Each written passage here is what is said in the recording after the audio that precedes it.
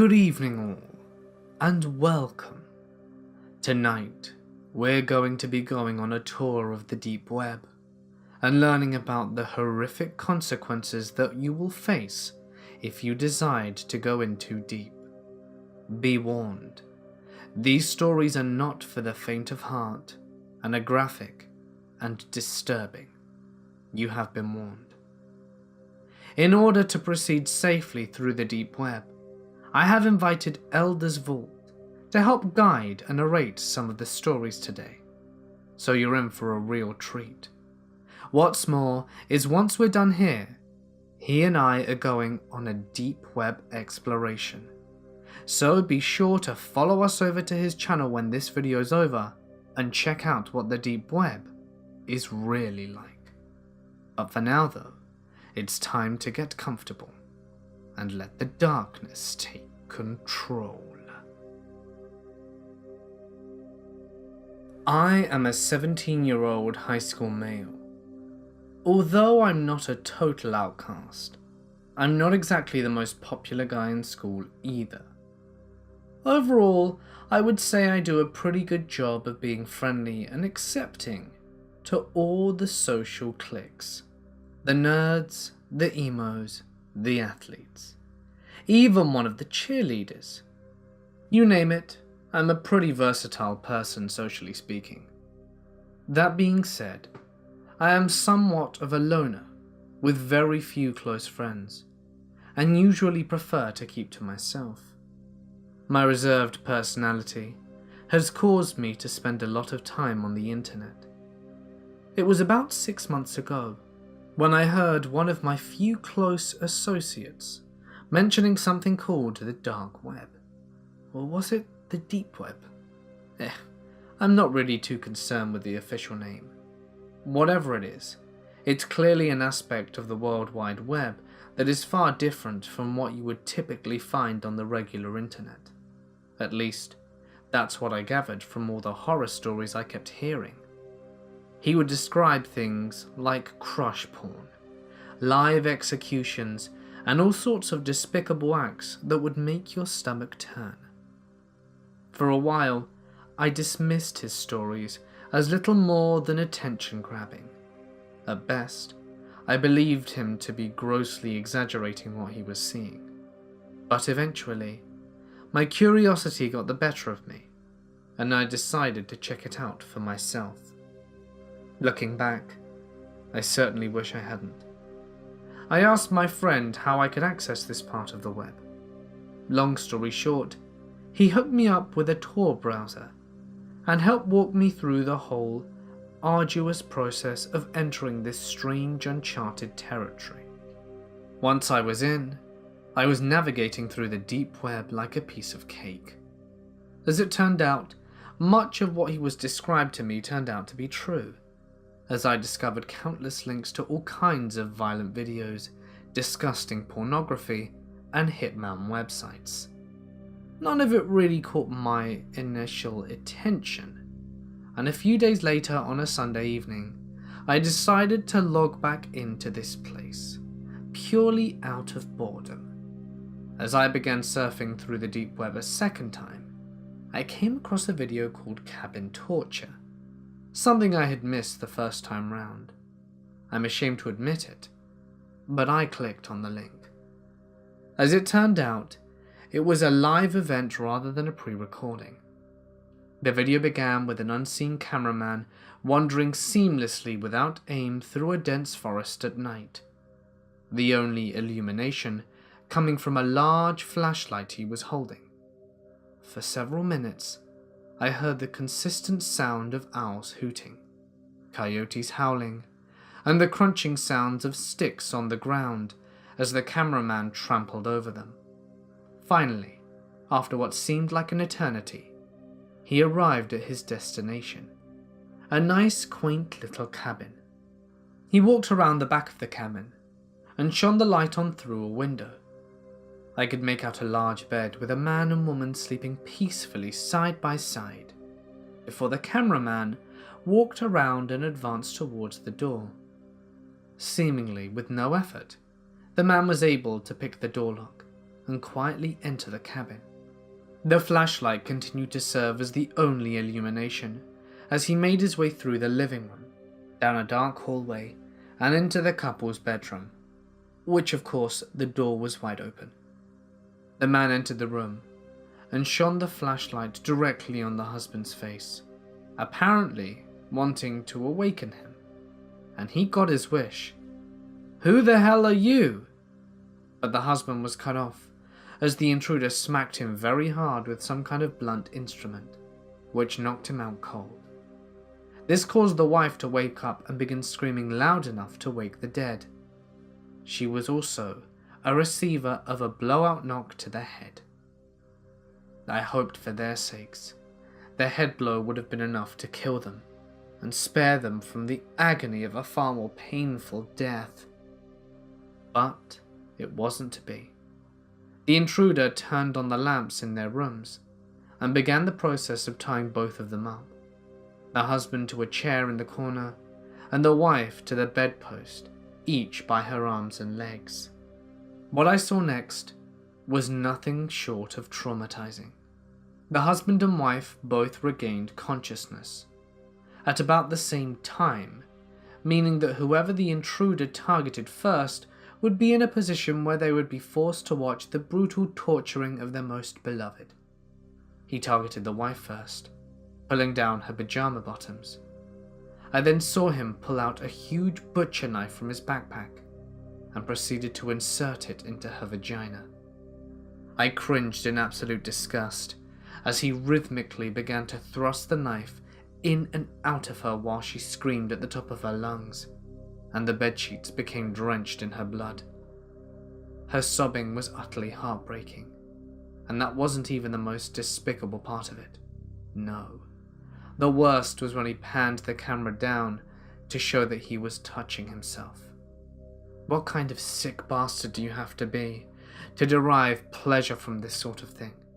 When he climaxed, he forced his junk into the woman's mouth and forced her to swallow. But he didn't kill her yet. He then turned his sights to the husband, who was still struggling with the rope binding him. The intruder slightly pulled down the husband's pajamas to expose his endowment, and in no time, he used the knife to slice everything off, leading to a muffled scream underneath the gag around his mouth, and for pleas and mercy from his still living wife. That wasn't enough to satisfy this monster's bloodlust, though. He plunged the knife deep into the man's belly and sliced it in real good, spilling out the man's entrails onto the floor, and finally stabbing the man straight through the heart, leaving him to die. The wife begged the intruder to let her go, but he was having none of it. He pulled out a .22 caliber pistol from his pocket, pointed it straight at her head, and blew her brains out. At that point, the video feed cut off and a message read, "Thanks for watching," flashed across my screen. I sat there utterly stunned and motionless, not knowing how to process what I had just seen. Just then, an internet chat box appeared from the corner of my screen. A messenger, presumably the site owner, asked, "So, what do you think?" I didn't even bother. I shut off my laptop, took it out the back, and smashed it to pieces with my father's sledgehammer. Afterwards, I retreated back to my bedroom and cried like a baby. Never in my whole life did I think I would observe something so vile, so disgusting, and so unimaginably horrific. I don't know if those psychos will track me down. I don't know if I could ever open up to my parents or friends about what I saw. All I know is that I will never access the deep web again. So, I was doing what I do best the other day, and by that, I mean sifting through that depraved cesspool of the internet known as the deep web, and just generally being a lazy sack of shit. I spend a lot of time doing that, just randomly clicking links to things I probably shouldn't, and then being horrified by what lies on the other side. I've seen a lot of shit on there. Gore boards, doc spins, torture sites. IRL rape, animal cruelty, you get the picture. You've all heard the stories. Everything wrong with the human species can be found somewhere on the deep web, or so they say. I find it all fascinating. To glimpse people when anonymity takes hold and see what monstrous things people are capable of behind closed doors. It's like peeling back the curtain on a Sesame Street play and finding the showrunners having a satanic orgy backstage. You see people for what they really are. Monsters. So I began my voyage, monster in hand and freshly stoned mind ready to be mortified. From my closet, the inflatable erotic doll I had been given as a gag Christmas present looked in a disapproving manner with a lifeless, open-mouthed stare. Don't judge me, Miley. I performed the usual diagnostics and booted up Tor. I found myself on the hidden wiki soon after, staring at the dozens of links available for the taking. I saw little of interest, so I quickly switched over to DuckDuckGo. I pondered upon what type to search in for a bit. You have to be careful how you go about browsing Tor, and randomly entering murder or torture into a search bar could get you into a world of trouble. You never know who's lurking. I finally ended up typing in one word: sick. That ought to get some interesting results. The results were initially less than stellar, but soon I did find myself on an apparent blog of some sort. Darkness of the Soul. Edginess level, maximum. I glanced through the blog and found dozens of entries ranging from paranormal, conspiracy theories, short stories, and real-life crime essays. It was actually pretty interesting, and the guy who wrote it indeed pretty gifted in the vernacular department. I spent some time glancing through them until one entry caught my eye. It was titled, "Dark Sites on the Dark Web. Are They Real?" I found my interest piqued, so I clicked it. The article listed several relatively prominent and notoriously vile sites, like Cannibal Cafe, Cruel Onion Wiki, Violent Fantasies, and Playpen, none of which were what I was really looking for. But then, one caught my eye that I didn't recognize. It was listed only as the site with no name. The author was even kind enough to provide a link, to which I clicked without a moment's hesitation. This hidden site has been seized as a part of a joint law enforcement operation by blah blah blah. I groaned while reclining in my swivel chair and downing the remainder of my monster. They've always have to take away the fun. Just as I was about to click back though, I noticed a small detail which drew my attention back. In the lower left-hand quadrant of the page, there was a slight discoloration that caught my eye. I've seen that same message hundreds of times, but this one looked different. On a whim, I highlighted the section with my mouse. Just as I had suspected, a series of text lit up with strands of numbers. The numbers just looked like gibberish at first, but on a closer inspection, I noticed a single Russian word. Voiti. Translation, enter. Luckily for me, I speak a bit of Russian, so I recognized the phrase right away. I hovered the cursor over the word and watched as the pointer shifted to indicate a hidden link. Clever, hiding behind a smokescreen like that. That's a first for me, so I clicked it. The page loaded for a while before finally opening to a new page.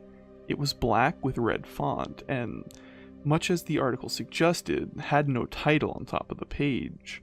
It appeared to just be another catalog site. There was actually very little of substance anywhere on the page, just random links with no real indication as to where they may lead. I clicked several of the links, but all of them turned out to be dead. Well, except for one, that is, which opened to a disgusting image of a woman shitting on a guy's face. I nearly vomited at the sight of it. I have a pretty strong stomach when it comes to gore and violence, but poop is my kryptonite. Why would someone allow someone else to defecate on them, I will never understand. But then again, there's a lot of things I'll never understand, especially regarding the dark web. I knew it was a troll on their end, and I'll admit, they got me pretty good. I knew they were hiding something though. I mean, why go through the trouble of constructing an elaborate decoy if there wasn't anything illegal going on? Sure, creating the backdrop of the infamous government agency message wouldn't be too difficult, but if nothing illegal was going on, then why bother doing it at all? Mimicking my efforts from earlier, I highlighted the page once again. Sure enough, there was something at the bottom of the page which had been all but invisible beforehand. It was a series of numbers, spaced out horizontally. I thought at first it was another address, but there was no .onion at the end. The numbers were organized as follows: 4, 9, 11, 6, 2, 7, 12, 1, 3, 8, 10, 5. I thought maybe it was some sort of password at first glance, but to what? All of the links were dead except that one with a nasty image, and I was not about to click on that again.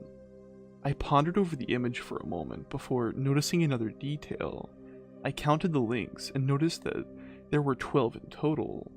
That had to be related to the numbers. I thought maybe clicking each link in order correlating to the strand of numbers would unlock something, so I tried that. After clicking the last one though, nothing had changed.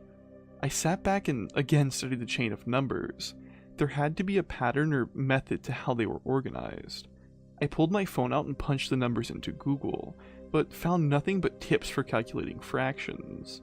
In no mood for math, I put my phone away again and stared at the screen. What if the numbers weren't related to the links? What if this was simply a clue to another site of some kind? I scoured all over the page, clicking every square inch to try and find something. I don't know why I'd become so infatuated with discovering the answer, but boredom can be a deadly motivator. Suddenly, I was struck with an epiphany while staring at the top link. It had 12 digits in it. In fact, most, if not all, .onion addresses have 12 digits in them. What if the numbers were clues to an entirely new address? I counted the links, and lo and behold, there was a grand total of 12, each with 12 digits. Maybe each number was in relation to the link in the sequence. Maybe they were dead links because they were never designed to lead anywhere. They were only designed to be clues. On a new hunch, I wrote down the 4th digit on the top link, the 9th on the 2nd, the 11th on the 3rd, and so on and so forth, until I had an entirely new web address. I typed what I had written into the search bar and hit enter. My eyes widened as another web page began to load. I gave myself a metaphoric pat on the back for unraveling the mystery, but had no idea what I was about to stumble into. The page finally loaded, and I was given a new name at the top of the page: Happy Fun Time. There were dozens of pictures and videos organized all over the page, none of which I would describe as the words happy or fun. It was a gore forum. My heart pulsated in my chest as I looked upon the first image. It was a picture of a guy who had his skull crushed beneath the tire of a truck. Blood and gray matter had been scattered everywhere as several onlookers stood about gawking at the scene. The second was an image of another man who had been decapitated and had his genitals placed in his mouth, probably a victim of the cartels if I had to guess. The third was a video, a very depraved video. It was grainy quality and terribly shaky, but after a few seconds, it showed what appeared to be a lone woman walking down the street at night. The person filming was obscured by a couple dozen yards away in some alley. Suddenly, other men emerged further down the street and bum-rushed the woman. They were on her in an instant. Before she even had time to scream, they grabbed her, and the cameraman sprang up to join the action. All the while he chuckled quietly in the most unsettling tone I have ever heard anyone utter. It was a giddy and juvenile giggle, the likes of which could only be produced by a severely deranged individual. The woman attempted to scream, but the two men held her mouth firmly, preventing her from doing so. They dragged her back into an alley as the giggling cameraman followed. I turned it off then, knowing exactly where it was headed. A reasonable person would have just exited the site by that point, but morbid curiosity is a powerful narcotic. The next entry on the list, though, ensured that any doubts I had of the authenticity of the site would no longer stand. It was a series of pictures, this time involving a little girl who couldn't have been more than 5 years old. She had sandy blonde hair and royal blue eyes. The pictures were innocuous at first, or at least they would have been if not for the site they were posted on. It started as just pictures that looked to be taken straight from someone's Facebook profile. A deep pit formed in my stomach as I sifted through them. The pictures began to grow ever more disturbing as they went. At first, it was the little girl with her family and dogs, but soon the pictures began to look as though someone was taking them without her knowledge. There was one where she was swinging at the park with several other children, another where she was playing with toys in a backyard, with the picture looking like it was taken from over the fence. I felt a cold chill creep down my spine as I anticipated where the pictures were headed. One picture stood out immediately. It was of a house at night, illuminated only by the flash of the camera. The next picture showed two people, a man and a woman lying in bed. Their throats were both slit, and their bed was soiled with a dark crimson. The next picture showed the little girl, clearly distressed with a black swollen eye. The remainder of the pictures went on to show the unknown cameraman take her and do terrible things to her. I won't even dignify his actions by putting them to paper. Some things are just better off forgotten entirely. Needless to say, it was the most goddamn disgusting thing I've ever seen. As horrible as the images were, the comments may have almost been on par. They were a mix of English and Russian. There were dozens of them, with almost all lobbing heaps of praise onto the vile cameraman and expressing their own sexual gratification with his actions. God is dead, and the dark web is proof of that. How in the world did we get to the point in which human beings like this can exist? I felt sorrow rise from within me for the innocent young girl who had been so violently violated and torn from the world. Normally, I feel nothing for random people on the internet, but the tragedy that befell her reminded me of things done to me in my own past. Maybe that's why I'm so fucked up. More than sorrow though, I felt anger. That was when I made my first mistake. Congratulations, fellas. You were without a doubt the most disgusting sacks of shit in the entire world. Cops have been notified, so have fun jerking each other off in the time you have left. Might as well do the world a favor though and just kill yourselves. I couldn't stop my hands from typing out the message, and before I knew it, my comment was inscribed just below all the others. It sat upon the screen for a moment before others began to appear, all of them insulting me and making fun of my empathy for the girl. Me and the other users fired back and forth for a while, before a familiar user posted. It was the same profile which had first posted the images to begin with.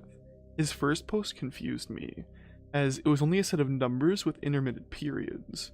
I glanced at the comment before a horrible realization took hold. It was an IP address. My IP address. Before I could react, he followed up with my full name, address, and social security number. I froze, unable to figure out how he would track me. It was then that I discovered my second mistake. Like an idiot, I had neglected to activate Tails. They had traced me, son of a bitch. Thanks for stopping by, friend. I'll see you soon. Then you will get a whole new episode on the site starring you. His words sent chills down my spine. I stared at the screen, dumbfounded, and without a clue how to proceed.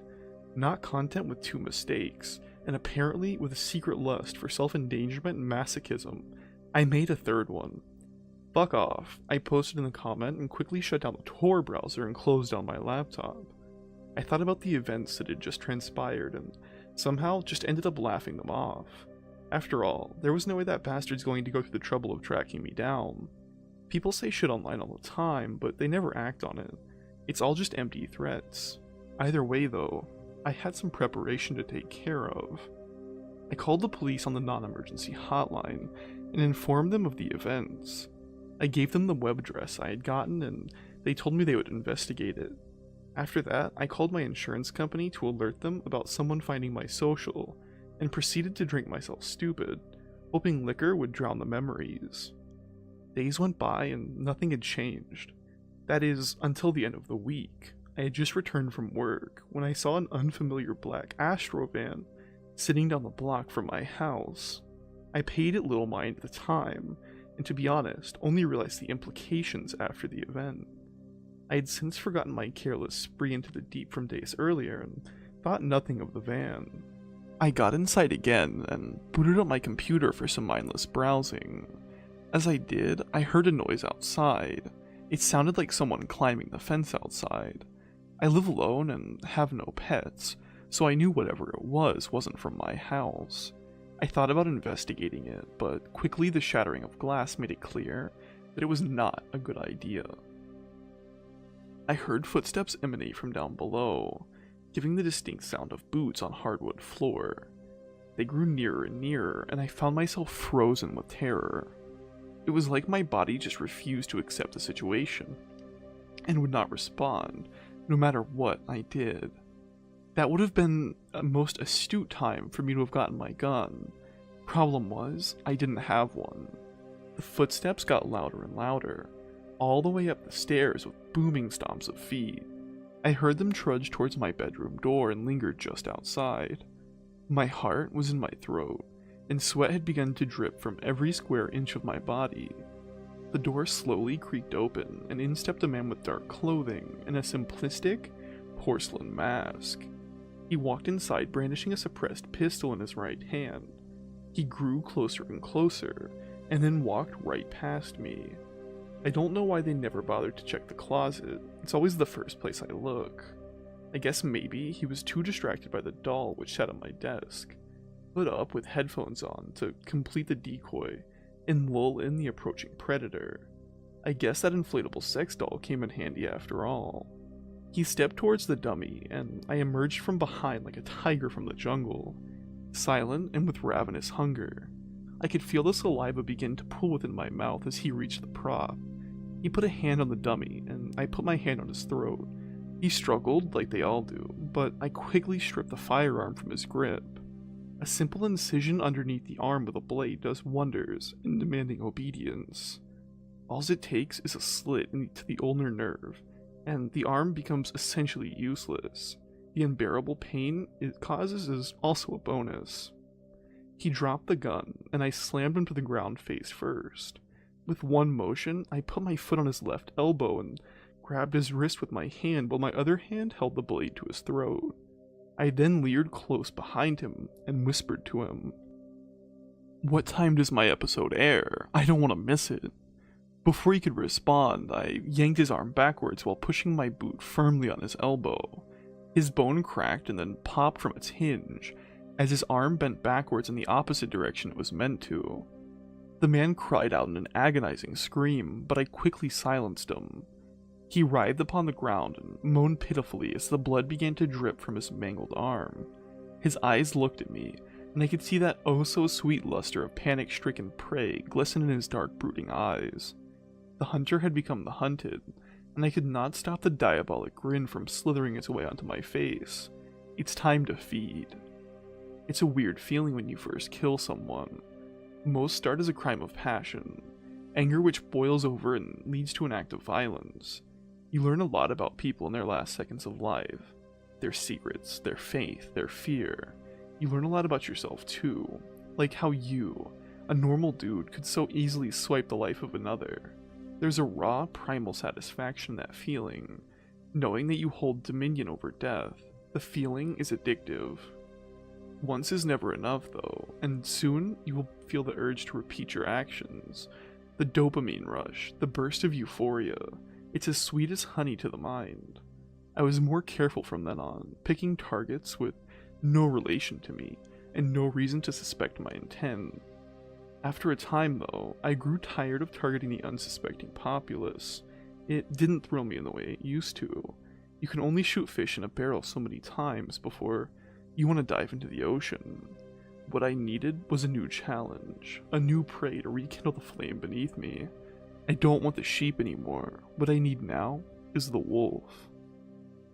Do you have any idea how satisfying it is to see the eyes of a predator turn into a helpless little lamb? To know the terror they once instilled in others is now force-fed down their throat. They never expect it, and there's no feeling so delicious. It's the ultimate poetic justice. Monstrous actions done to monstrous people. The flood of adrenaline through their system also gives the meat a wonderful flavor. My real name is irrelevant, for the annals of history will forget. but I have become known in certain circles by my adopted moniker, Sig Sepsis.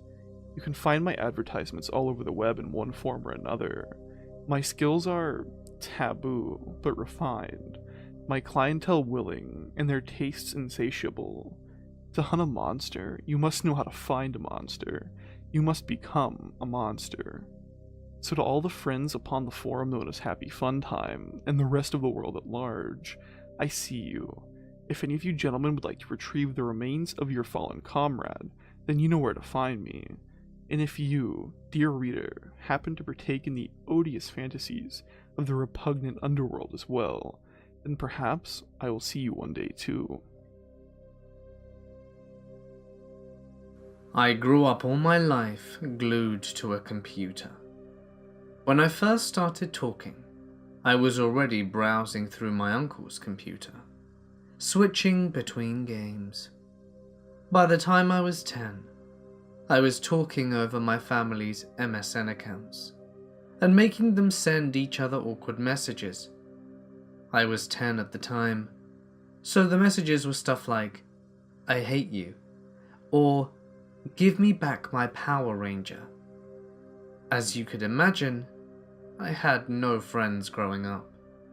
I was bullied and pushed around a lot.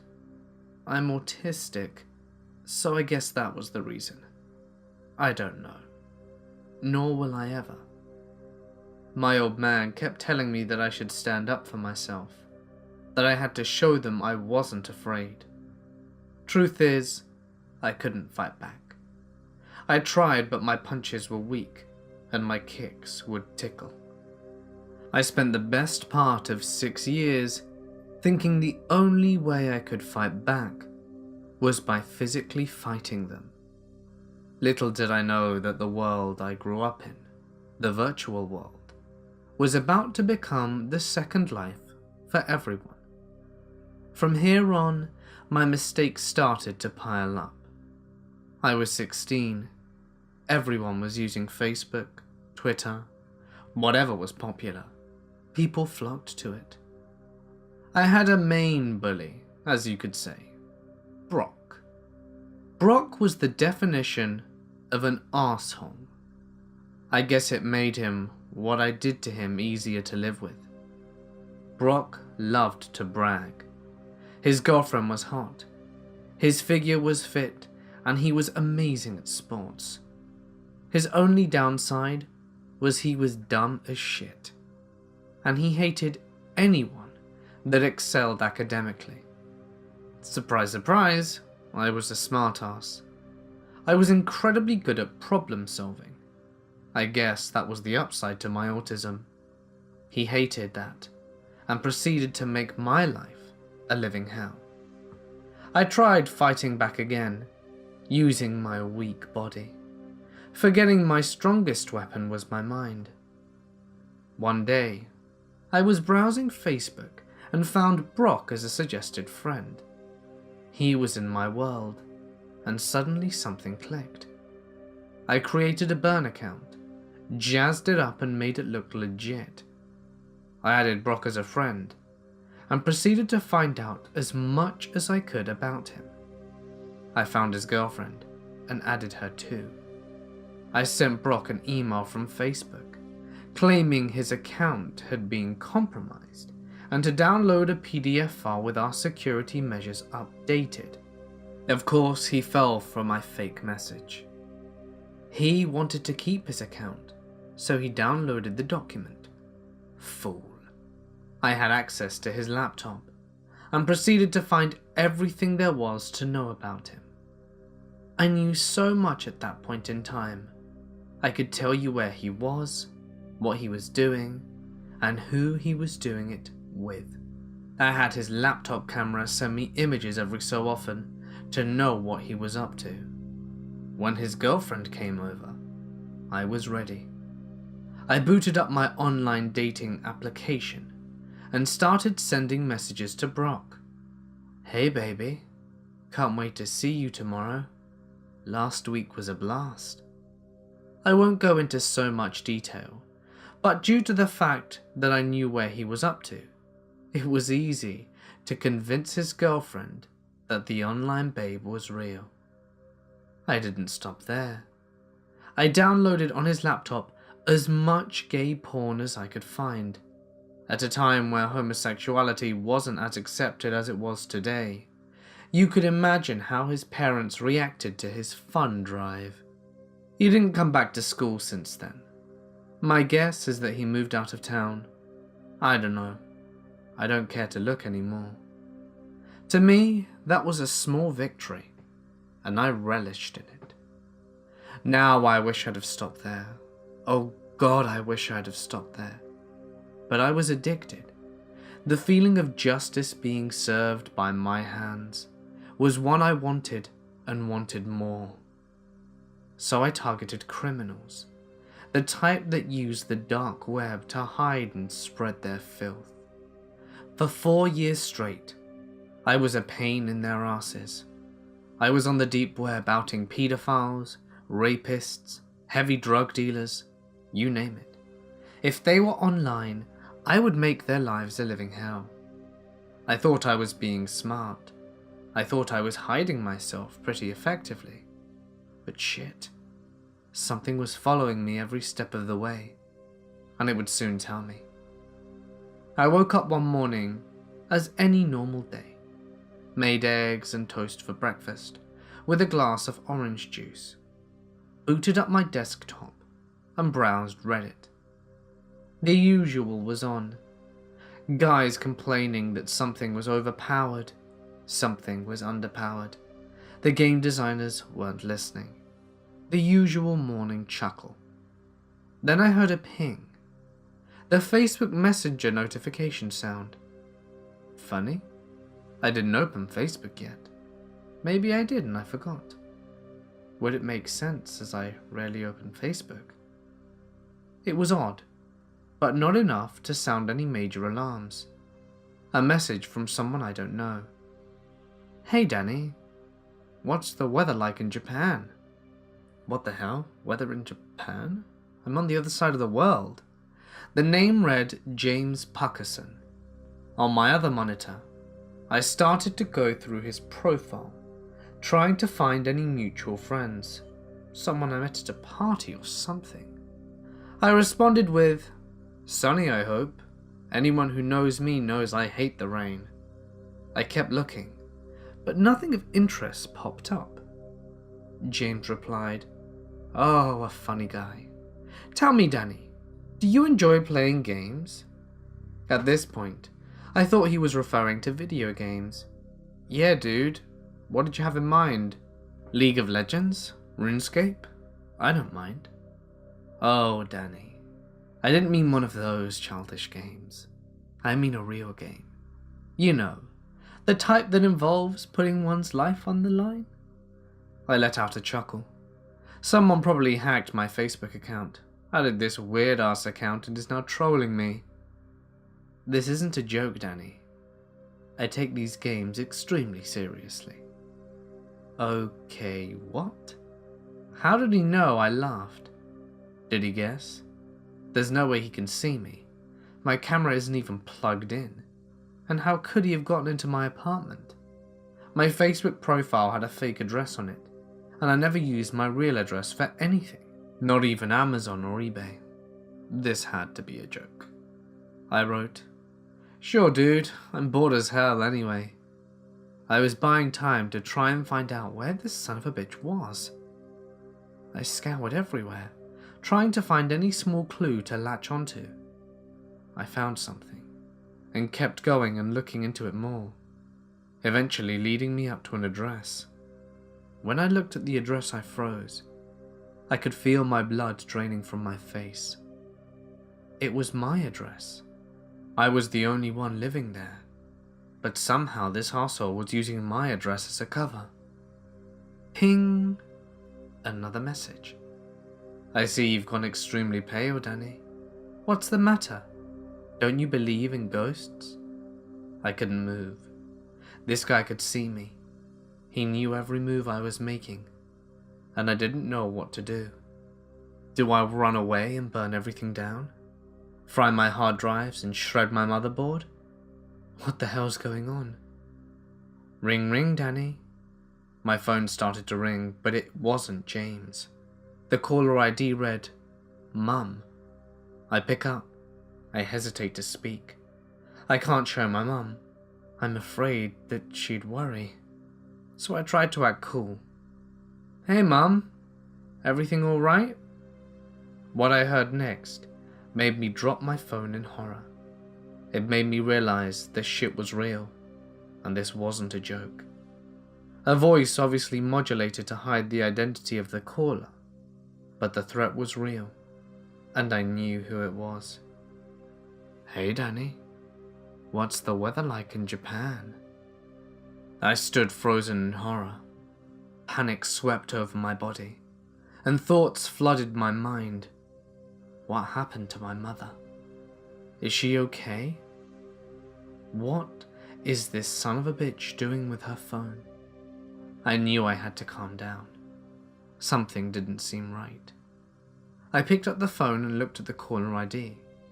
It said Mum, no number. Shit, how could I be so stupid? He was just masking his caller ID. He must be trying to throw me off balance. I'll play along. There must be something I'm missing. Well, what are you doing with my mum's phone? Where is she? Is she okay? A laugh came from the other end. A deep, distinguished laugh. I decided to record the call. Maybe I can play around with the recording to find this caller's real voice. It may not be much, but this asshole knows where I live, and probably who my parents are. Then he starts talking. Danny, Danny, Danny.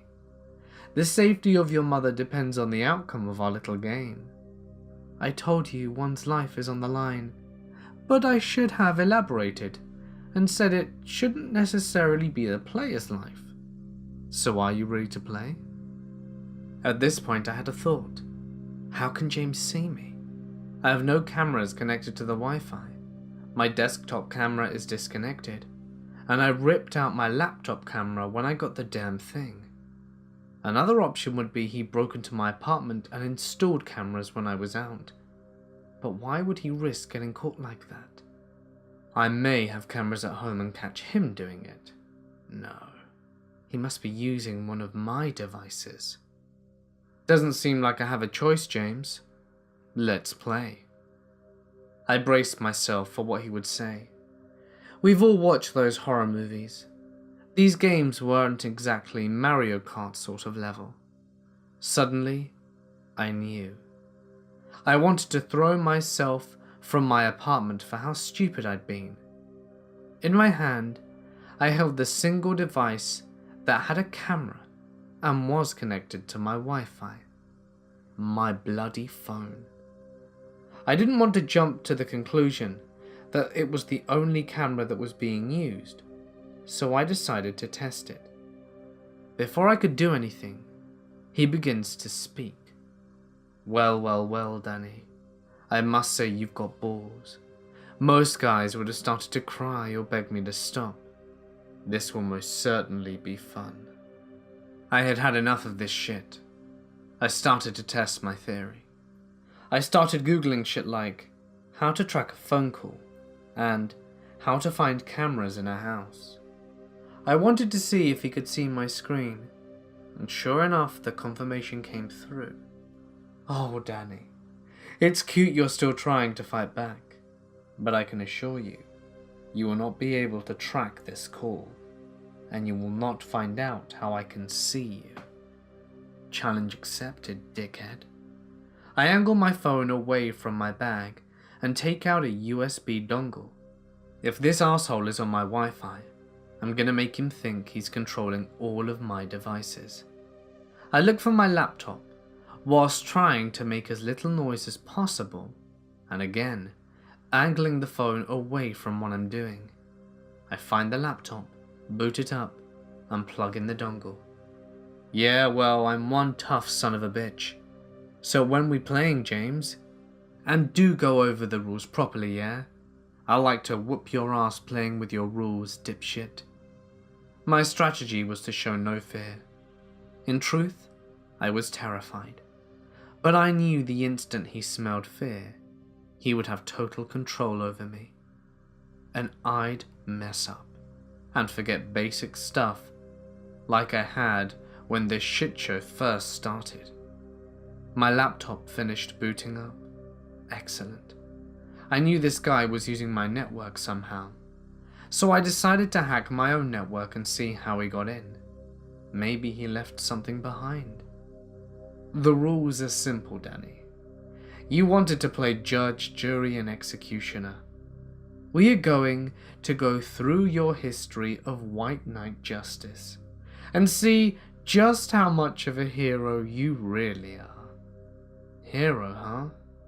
There was a time when I thought I was a hero. Maybe it was when I made a child molester end his own life. I told myself I was a hero because he wouldn't hurt another child. In truth, was I a murderer? Was this my past coming to haunt me? No time to think about it. It wasn't just my life on the line here. Everyone I care about is in danger, and there's no time to be selfish. Ha, hero.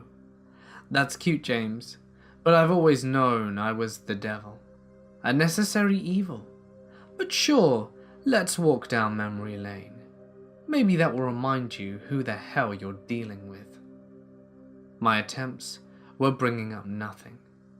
I managed to break into my own network many times, but I couldn't find a trace of another device. Not a trace of information transfer.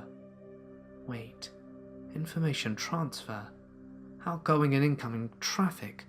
Shit, I'm stupid. He can see a stream of my screen, which means I have outgoing traffic somewhere, right? I start monitoring my outgoing traffic. Encrypted, of course, but there was still an address, a server, that this information was going through. I find the address of the server and decide to do something extremely stupid. I might sentence myself to prison, or worse, no access to a computer. But I decided to pay a small price for the safety of my family. Well, well, Danny. Watch your screen as the images pop up. Let's roll the tape, ladies and gentlemen. What a psycho. I don't pay that much attention to the tone of his voice, as I set up my botnet for a distributed denial of service attack. My hope is that if I bring down the server for a bit, I'll be able to see where the requests are coming from and track it from there. It's a long shot, but it might work. As I'm doing this, I also stop recording the call and send the recording over to my laptop. All the while I'm angling the phone away from the laptop, and since he hasn't spoken off, my theory that the only camera being my phone turns out to be correct. I finally feel like I'm making the right moves in this twisted game of chess. I'm hoping that I'll be the one to say checkmate at the end though. Victim number 1, Brock, 16 years old. You destroyed his relationship and got him kicked out of his home. He spent 3 years on the streets before overdosing on heroin. That wasn't a nice thing to do, Danny. A picture of 16-year-old Brock pops up. He died? Shit. He was an asshole, but didn't deserve to die. I went too far. I went too far. But I couldn't admit it. Not to this psycho. I had to show him that I had no heart. Well, life sucks. Survival of the fittest and all. Maybe he should have been careful with who he messed with. Another disgusting laugh. James was enjoying himself. Maybe I should be. No time for that right now. I put the phone on loudspeaker and placed it on my desk, wary that the front camera may be used as I kept well out of sight as I put my earphones into my left ear. Time to tweak around with this recording and unmodulate this voice. Danny, this isn't gonna end up well if you show no remorse. Now the fun begins. Remember his girlfriend? It's confession time, Danny. As if it were alive, my PC opened up Skype and auto-signed in. Shit, I was so stupid. Was I really that lazy? A number is entered into it, and it starts dialing. What do you want me to do, James? Tell her the online babe was me, and that Brock wasn't a cheating dickhead? What's that gonna change? My botnet was ready, and I started to attack the server's address instantly. I then watched my incoming and outgoing traffic closely. All I needed was a hiccup, something that would lead me to James. In that moment, it was like the entire world grinded to a halt. In that moment, it wouldn't matter to me if the moon was crashing down onto the earth to end all life as we knew it. All that mattered was this stream of information. I could hear the second hand on my watch ticking away. There, a clue. Phew, I was starting to lose hope. I start work on it. Did James notice? I'd imagine his connection to my network might have dropped since I saw a request ping but nothing going back. Was he too busy trying to guilt trip me that he got too cocky and didn't notice? My Skype was still ringing. Was she going to pick up? Hello? The girl's voice. She sounded kinda cute actually. Is James hooking us up? Wrong time for jokes there. James speaks to me. Go on, Danny. Answer her. Tell her your name and what you did to Brock. I decide to play along. True, he didn't call me from my mum's number, but that doesn't mean he still can't hurt her. Liz? It's Daniel Kurt. We went to school together with Brock. There was a pause. I can't imagine how awkward this must be for her. I didn't have time to care though. I ran a search on the address, and whilst that was going on, I continued tweaking with the recording. Danny? That loony kid that used to get beaten up all the time. Ah, what a bitch, hooking us up my ass. I had to fight back the urge to shout and educate her ignorant ass on what autism was. Whatever though, not my concern. At least breaking the news to her won't be as painful as I thought. Yeah, that's me, the loony kid. I laughed, and I could swear I heard James laughing too. Asshole. So listen, I don't suppose you remember Brock Leonard. You kinda slept with him at the time. Maybe that weren't the best choice of words. Yeah, I remember him. I heard he died from a drug overdose. Makes me feel horrible breaking up with him. Another pause. Why? Shit. How do I do this? This is a confession. If she takes this to the police, I'm screwed. Any chance I have of getting away with this would be over. I was 16 though. Does it matter? I read somewhere that crimes committed before 18 aren't dealt with anymore. Was I a kid? Damn it. To hell with this. I needed to stop this madness before he makes this call a victim of an attack I committed after 18. Yeah, well, it's my fault he did this. He made my life shit when I was at school, so I decided to fight back. He never cheated on you. I made it look like he was. There was a really long pause, and it gave me time to work on the recording. Nothing remotely human yet, and I was still searching for an address. Why is it taking so long? Her voice was extremely soft. I was expecting something else. An angrier tone would have made more sense. Danny? Yeah? I know. She knows? What does she mean? Is she connected to James? Or was this going against James' plan?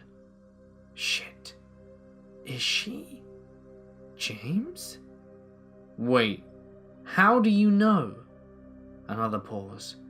What the hell is going on? How the hell does she know? My search comes up with something. James is definitely in the country. But I had to narrow it down. Why is it taking so long? I heard her taking a deep breath. I knew Brock was always faithful. It's why I stuck around. I wanted to leave him because he was a horrid person, not to me, but to other people. I mean, look at you, Danny. You were bullied by everyone, but Brock kept taking it too far. And it wasn't just you. Other people would be pushed around by him every day, and I was sick of it.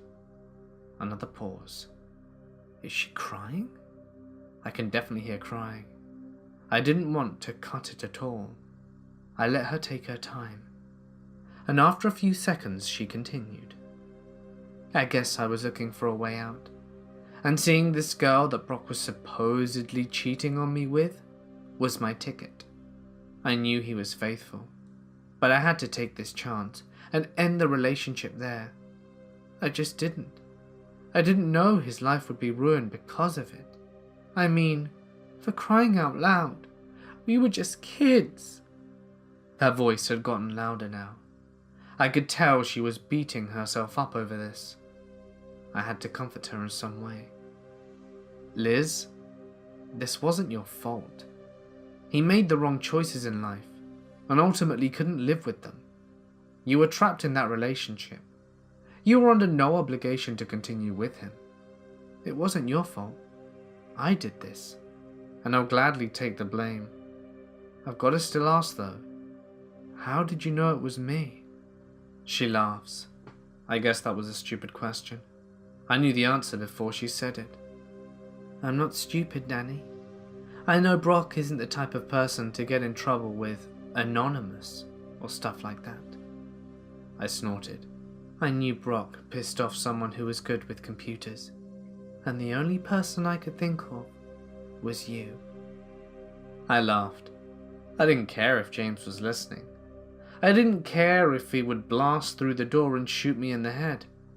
I laughed at how stupid I really was, and how I thought I was being clever. But a thought quickly wormed itself into my mind. James was not going to be happy with this outcome. Liz, are you with someone right now?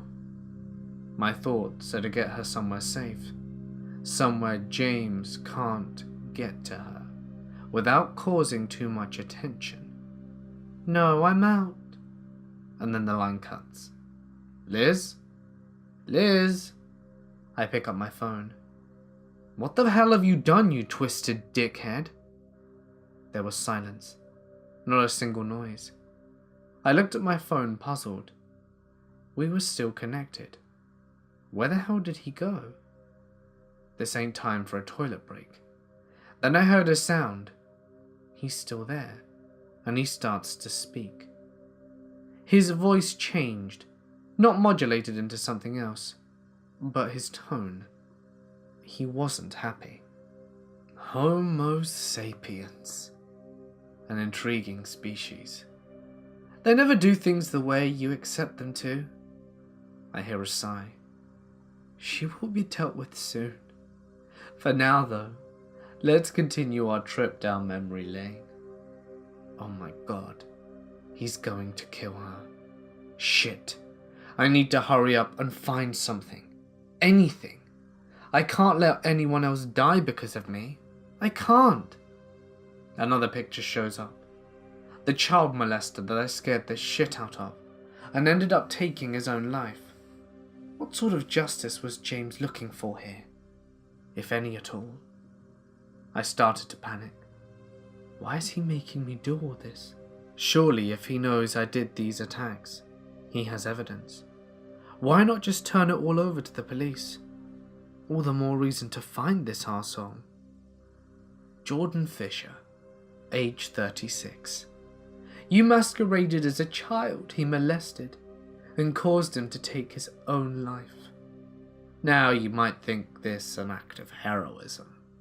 But if so, why haven't you told anyone about your heroic act, Danny? He was mocking me. He continued talk of heroism and disgusted me. I needed to find Liz. I needed to alert the police and let them know she was in danger. And what do you suppose you're doing now, James? Are you a hero to these people?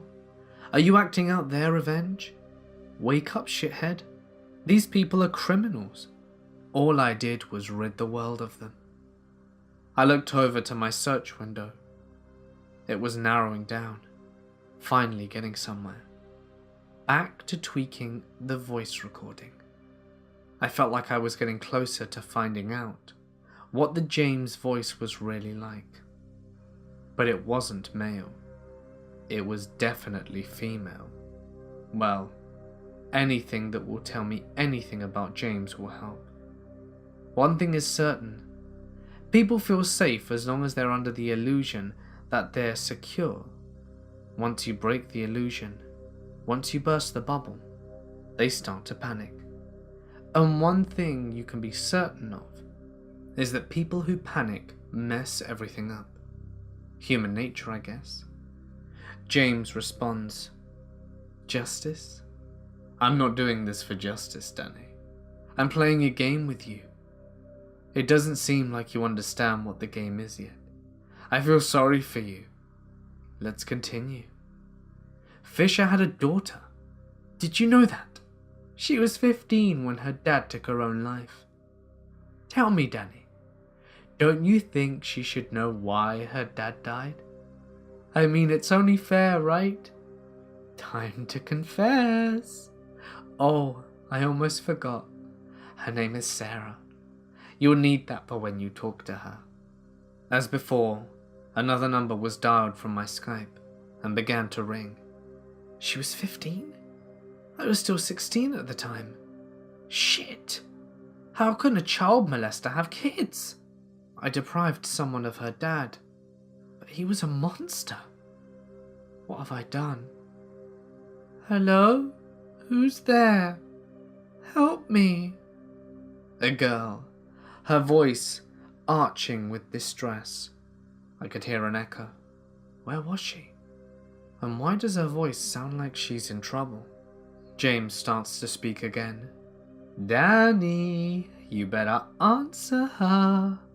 Who knows what might happen to her? Another one of his laughs echoes through the phone speaker. He disturbed me. I guess I had no choice. Sarah, are you okay? What's going on? I thought it'd be best to check if she was alright first, before confessing to my crime. Chivalry and that bullshit. I don't know. I think I'm okay. I can't feel my legs. Her breathing rate started to increase. Who are you? Where am I? Help me, please. What the hell's going on? Did James kidnap her? I needed her to calm down. The hell kind of twisted game was this? Just calm down, Sarah. Take deep breaths, and can you look around and tell me what you see? I turned to my phone. James was silent. I wasn't having it. It was time for some answers. Okay, James, what the hell is going on? What have you done to Liz and Sarah? James was quick to respond to this. 10 minutes, Danny. You have 10 minutes. Find them. I was just as quick to react. Screw trying to find James right now. There are innocent lives on the line here. I needed to find them. I needed to trace Sarah's phone, and I had an idea how. Sarah responds before I could do anything. It's so dark in here. I see a camera on a stand in front of me. I'm in a chair, but I can't get up. I can't feel my legs. It's so dark here. Oh my god, what's going on? Damn it. He's probably using a burner phone. No good to me right now. Tracing it will take ages. Hang on. Sarah's 19. She has to have a smartphone. Sarah, listen to me very carefully. I need you to fill your pockets. Do you have a smartphone? And if so, what is it? And is it on you? I hear a few groans. Whatever James did to her was painful. My guess is that her legs were broken. Yeah, I have my iPhone. It's not dead. Should I call the police? she asks hesitantly. But I could tell from her tone she was happy she still had her phone on her. If she calls the police, she dies instantly, James says. If you don't want her to die, you'll have to find her yourself. Damn. I didn't intend to rely on the police anyway, but they would have helped. I needed to find a way to explain to her just how dire the situation was, without making her panic enough to call the police. I didn't think James would be happy with me, telling her in the conditions of our little game. My brain worked quick. Sarah, no need to call the police. I'm Detective Haynes. I've been looking out for you, as you've been missing for a while. Now I need you to tell me what your iCloud username and password is. I'll track you using Find My iPhone. I tried to keep my voice down and calm in order not to induce panic. She gives me her details and I log onto the iCloud and start the search. Within a matter of seconds, it shows the location on the phone. It's not far from here. 5-minute walk? Got her location, James. Now let her go, I say. Another laugh. How the hell can someone enjoy this? Oh, Danny. I didn't ask you to give her location. I asked you to find her. Run, Danny. But take your phone with you.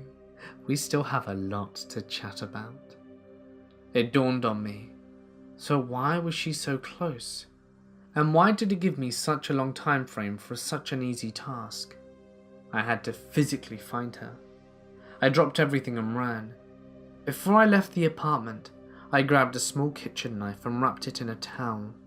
I might need it, although I doubt I'll be able to do jack shit if a real threat shows itself. I run to the address as fast as I possibly could. I rarely exercised, and when I reached the address, I felt like dying. I saw a large building in front of me, at least 7 stories high. There were no bells to ring, so I banged the door as hard as I could. No reply. I didn't have time to waste. I tried to find a weak spot in the door. It was so old that it wasn't too hard. Remember how I didn't exercise? Well, try bursting down a door when you struggle to open a jar of honey. I looked around for something to use. There were a couple of bricks laying around. I grabbed one and threw it at the door, hoping there isn't anyone on the other side, but the brick just bounced off. I take it and start hitting the hinges of the door, and after a few swings, it finally lets loose. 1 hinge down, and no time to celebrate. And I kept hammering until it finally broke loose. Sarah, are you in here? Can you hear me? I run inside and look around hastily. There must have been 20 or so rooms in the building. I didn't have time to look through each one. Help, I'm here, help me please. That's Sarah. I run to where I hear her voice. Sarah, I'm here. Keep talking to me, I'm coming. Detective, I'm over here. Be careful, there's someone else here. I stop outside the door. Is James here? Would he risk exposing his identity like this? I'm running out of time. I take out the small knife and kick open the door. I step into the room, knife raised, steadying my breath. I look around the room. It's dark, and I wait for my eyes to adjust. I start to make out a chair with someone seating in it, a stand with what I assume was the camera from Sarah's description, and a figure standing opposite to me. A female figure. I couldn't quite see her face yet. My eyes were taking forever to adjust. I turned to face this figure while glancing at Sarah. Sarah, are you okay? I ask. I need to make sure she's fine before whatever is about to go down does. Yeah, I'm starting to feel my legs again, but I still can't move. There's another girl here, red hair, but she's passed out. She sounds relieved. I guess she thinks I'm a fit detective with dashing hair and stunning eyes. Oh, I do not envy her for the disappointment she's in. The red-haired girl was probably Liz. So this is the grand battle, then. At least it's almost over. Just as I'm about to address the figure who I could only assume was James, I hear a voice coming from behind her. A familiar voice. "Hey, Danny." I freeze. That voice. It can't be. No. It's impossible. But the more I thought about it, the more it made sense, but also terrified me. Who was the person I kept no secrets with? Who was the one person who knew everything I'd done? Who was the one person who had access to my address, PC, apartment phone, and everything I owned? Who was the one person I shared my heart with? My one true love? "Angela?" I whispered softly.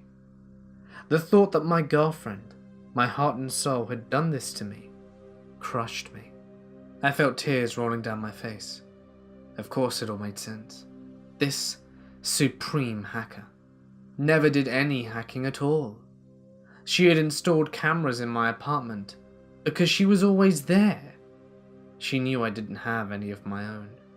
She had her address spoofed as my own because she knew that's what it was.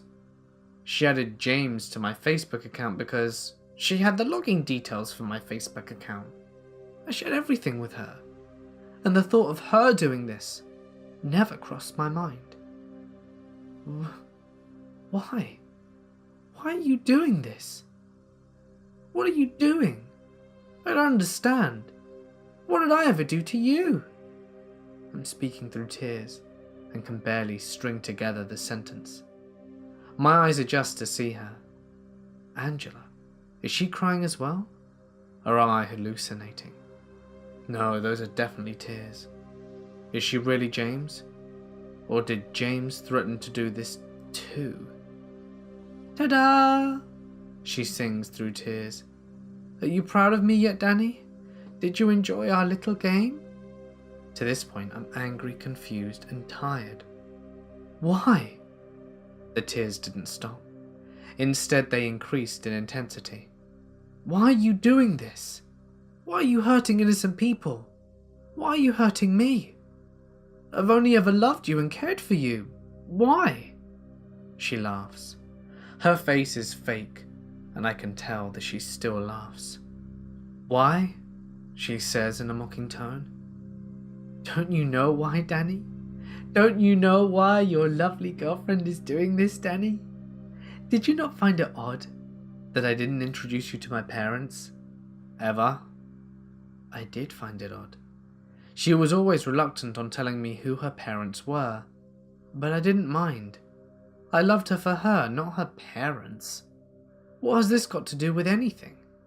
As I'm still searching for answers, it hits me. Her dad must have been a victim of one of my attacks, and I confessed it all to her. But still, if he was a victim to an attack from me, he must have been a criminal. Why is she doing this? Oh, it seems like you understand, she says, still in her mocking tone. My dad was David Jessington. You know, the drug dealer you put behind bars? I loved you, Danny. I still do.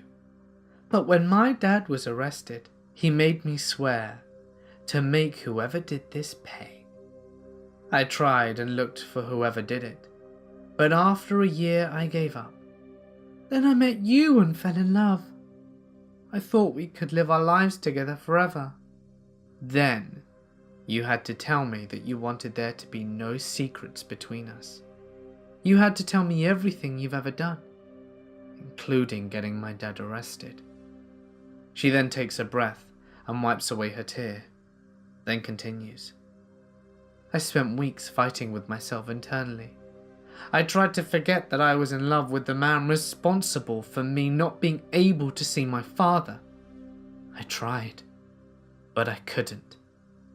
Eventually, I went and visited my dad. I asked him if I still had to make the one who did this pay, even if it was someone I loved deeply. I pleaded with him to forgive me, but he looked at me and told me that if I had the power to avenge him and didn't, He'd disown me as a daughter and never forgive me. Her tears had returned, and she started to splutter as she spoke. Danny, I love you. I always will. But I swore to my dad, and if he ever finds out I let you go, he'll kill me. At least if I make it look like I made you pay, he'll let you go. And I don't care if I'm arrested. I don't care if you hate me forever. I love you, Danny, and that's why I'm doing this. My heart ached. I felt her pain. I felt her struggle. I wanted more than anything to just go and give her a hug and tell her it would all be okay. I dropped my knife and started walking towards her. I didn't care if she killed me. I didn't care if the whole world was against me. I loved her, and I wanted to fight for her. With every step I took towards her, my heart began to flutter. It was like I was falling in love with her all over again. But she kept crying and raised her knife towards me. Danny, please, stop, please, I don't want to do this. I can't let you get close to me again. Please, Danny, stop, she pleaded, but I didn't care. She realized I didn't care if I died, so she raised the knife to her own neck. I stopped and stared at her eyes, her beautiful, hurting eyes. Please, Danny, I don't want to hurt you anymore.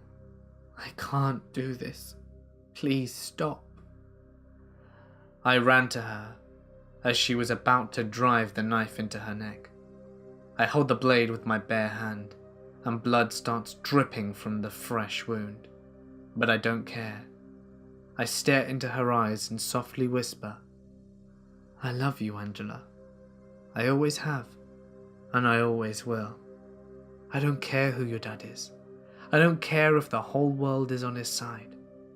I will fight for you, and I will die for you. Stop this madness. Let's face the world together. She continues to cry and drops the knife and leans in for a kiss. I hear sirens in the background. Someone must have seen me breaking into the building and alerted the police, but I didn't care. I was in my own world, with the other half of my heart. What happened next was a blur. First it was the police, then it was an ambulance. Angela and I were arrested, but thanks to the witness reports by Liz and Sarah, I was released immediately. I attended Angela's hearing, and she looked happy to see me there. Her sentence wasn't too long, less than her father's, but I didn't care. I promised her I'd fight with her until the end, and I meant every word. I kept visiting her. Every time I'd get a chance, each visit with a new gift. Each visit with more stories to tell each other. She'll be out one day, and I will always be there for her. And once she does, we'll move away. I'm working hard, taking every shift I can, earning every penny. I won't hack ever again.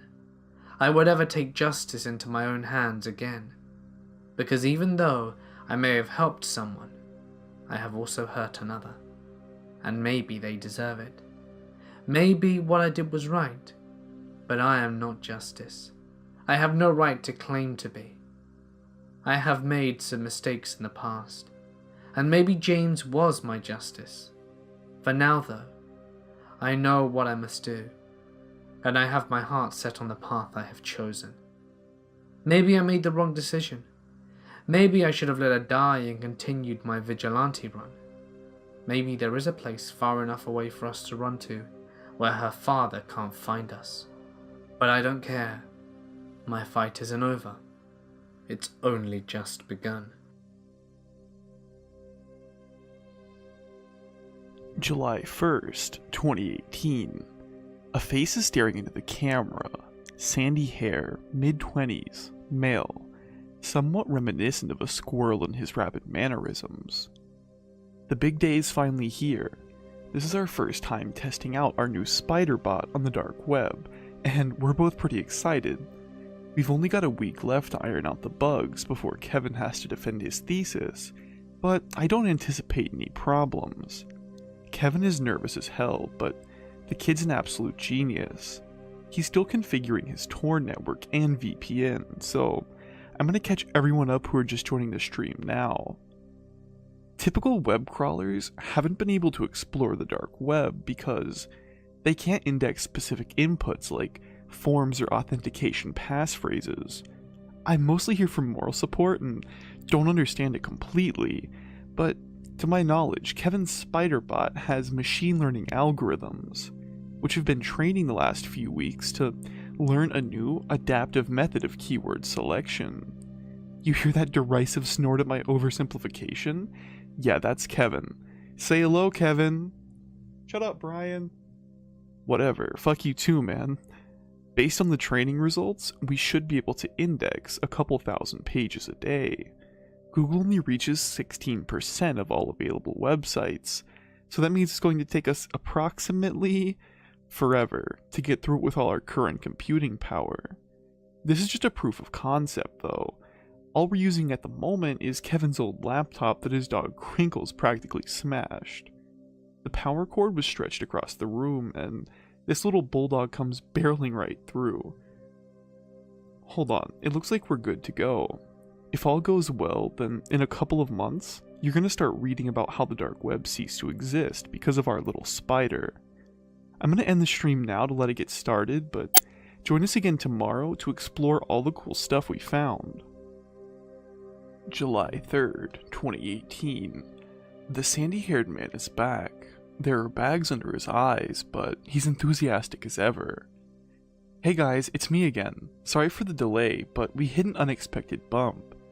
Spider was doing great and had already logged a few hundred sites when it abruptly stopped with this weird error. It keeps telling us that it's already indexed everything. Kevin is able to manually direct to keep finding new sites, but as soon as it's automated, it just says finished again. Kevin is practically ripping his hair out, but it's not like this has been a complete waste of time. We did discover a brand new, never before seen color that I'm pretty sure didn't used to exist. All Kevin had to do was put on a white t-shirt a week ago, then eat nothing but barbecue chicken wings and sweat out the sauce. Anyway, Brian rambles, it looks like we might still be a while, so... Got it. I don't understand it, but I've got it. Well, whip me red and call me applesauce, because it looks like we're back in business. What? That's not a saying. Nobody says that. Kevin. You've got to get out more. People are saying stuff like that all the time, so what was the holdup? It's all linked. Look at this. A drug marketplace, an anime forum, a counterfeit producer, some dungeon porn. You have my attention. It's all referencing the same destination. Spider stops indexing because it thinks the whole dark web is this one site. I'm gonna try to get in. That relates to a joke I know. So a drug lord, a weeboo, and a con man and a porn star all walk into a bar. This isn't a real joke, just shut up, I'm trying to concentrate. And the barman says, what are you guys doing together? So the drug lord says, they've all got something to hide. Even the porn star? It's gotta be a blackmail thing. These guys must be tunneling into other websites to get a hold of our info for their ransom. But there's no way they can be everywhere. Every single spider finds... Shit, motherfucking bitch sticks. Oh, like that's a real saying. They're on my computer. I have no idea how they trace Spider back, but the mouse is moving on its own. It's typing an address into Tor. What are you doing? Popping out the battery. The power button isn't working. No, don't! Dude, give that back. Nah, man. This is what people are here to see. Let's find out where these hackers are trying to take us. I swear to God, Brian. An overweight torpedo wearing a blotchy shirt of unclassifiable color hurtles across the screen. The streamer's chair tips over and both men go down. The laptop is left in front of the camera where a long line of seemingly random letters and symbols are typing themselves into the address bar of a Tor browser. This website loads. A countdown timer starting at 15 minutes begins to tick down. Kevin and Brian stick their heads up over the desk in unison to stare at it. At least shut that damn camera off, Kevin says. Only if you let the countdown so we can see what happens, Brian replies, swatting away Kevin's hand which stretches for the laptop. God, you're such an asshole. Whatever, fine, just shut it off. The sandy man begins to wave, but the screen cuts off halfway through. When the stream turns the timer reads 15 seconds. The angle is weird, as if the camera is in his lap hidden beneath the desk. The looming Brian is pacing and muttering to himself in the corner of the screen. Kevin surreptitiously leans over the camera and gives a thumbs up, mouthing the letters OMG. The timer hits 0 and stays there. A dog starts barking somewhere in the distance. "Are you happy now?" Kevin grunts. "Give it back, okay?" There's a knock on the door. A single knock, loud and deliberate. The barking intensifies, snarling, growling, all hell breaking loose in its little world. "Not really," Kevin whispers. A second knock, then a third, each about 3 seconds apart. You get it. Both men say at nearly the same instant.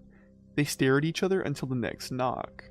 "This is your fault," Kevin wheezes in a voice halfway between a whisper and a shout. Yeah, he replies. He approaches the door, the camera angle still at waist height, then in a louder voice, "Who is it?" "Are you still recording?" Kevin hisses. Unbelievable. The screen's filled by the door as Kevin gets closer. He's right up against it, so he's probably looking through the peek hole. Crash. A sound loud enough to max out the speaker volume. The door explodes inward in a wave of splinters. The screen shakes erratically, and there's nothing but splinters and lances of light and screaming. A gray-skinned hand streaks across the camera. If you freeze the frame, you'll notice that the skin looks more like coarse cloth, and that there's stitching running up and down the fingers. The stream cuts off. July 10th, the streamer is back. His face seems paler. His skin's breaking out and his hair hangs in greasy strings around his face. He's sitting in a bare table in a concrete room. The lights are dim, but there's a large man standing in the back of his room. His hands are folded motionlessly in front of him. Yeah, hi guys. This might be my last broadcast for a while." He glances back at the figure in the corner, but there's no movement. Back to the camera. "Kevin's okay. I mean, he's different, but he's okay." He glances back to the corner of the room, but the figure still hasn't budged. Brian's shadow shifts with his movement, and for a moment, the stitched cloth of the person in the corner is visible running all the way up his arm. I guess they had something like Spider. They were only tunneling into websites on the dark web anyway. I guess those kind of people could disappear without as many questions being asked. They wanted my followers to know, though. Brian swallows. He looks behind again. Then a sudden burst of movement. Grabbing the camera and dragging it up to his face. "Close your browser now. Shut off your computer." The figure in the back has started to move. Great, lumbering steps, charging forward. Brian's words are a breathy rush. "It only takes 15 minutes for them to find you once they've established a connection." The cloth hand sees Brian from behind and drag him off camera. "Don't do this, Kevin," he shouts. "How long has your browser been open already? Just shut the damn thing off." There's a heavy thud. A heavy-set face appears in front of the camera for a moment. The human eyes look strange embedded within the cloth. Stitches run down either side of the face along the jawline. The cloth might just be sewed to the skin, but it fits so closely to the anatomy of Kevin's face that it looks more like the cloth has replaced it. The stream cuts to black, replaced by the last few seconds of a depleting timer. Hey guys, it's Mort here, and thank you so much for listening. I'd like to give a huge thank you to Elder's Vault for helping me in this video. It was a pleasure, and I really like his work, and think that you should definitely check it out. Now that you've been thoroughly horrified from the deep web, why not come join me and Elder over on his channel, where we go look at some real deep web stuff, and see the horrors that we uncover. So, you'll be able to find the link on screen or in the description. I'll see you guys there.